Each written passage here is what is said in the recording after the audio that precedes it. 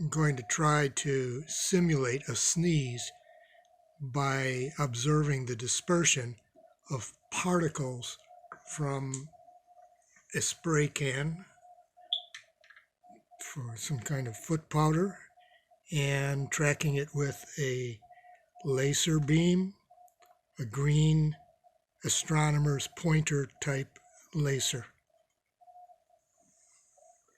So we activate the laser like so, and then we insert the spray like so.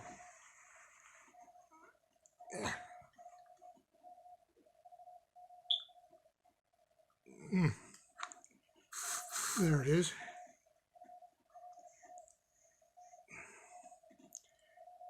And it's going down. It's down near the ground.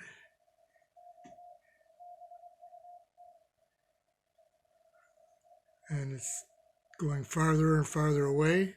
It's about 6 feet away, 7 feet, 7 feet away.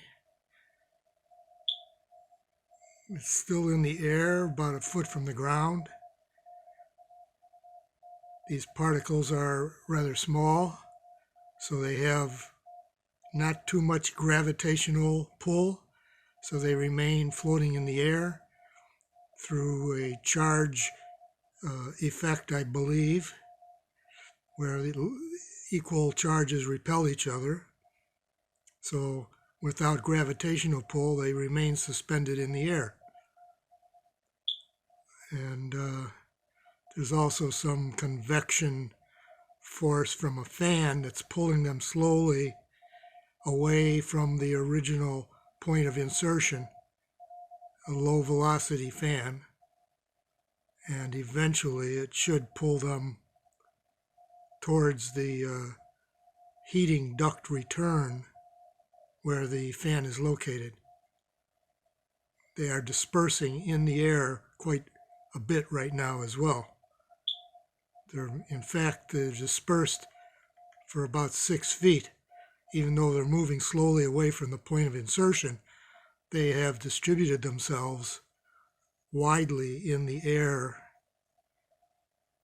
past the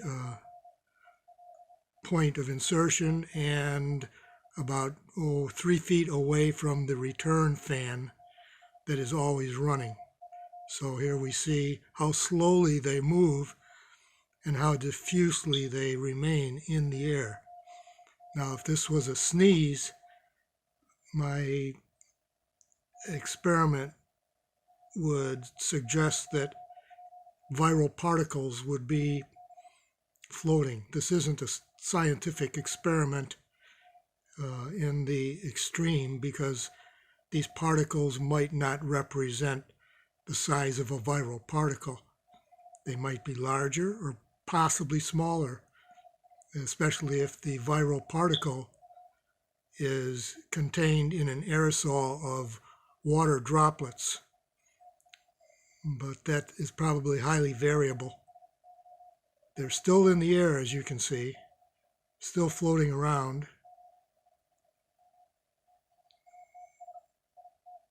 Slowly dispersing. So that's the experiment.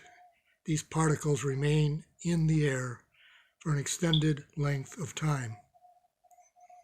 And they slowly move around in this environment, which has a slow velocity air filter system, a low velocity system.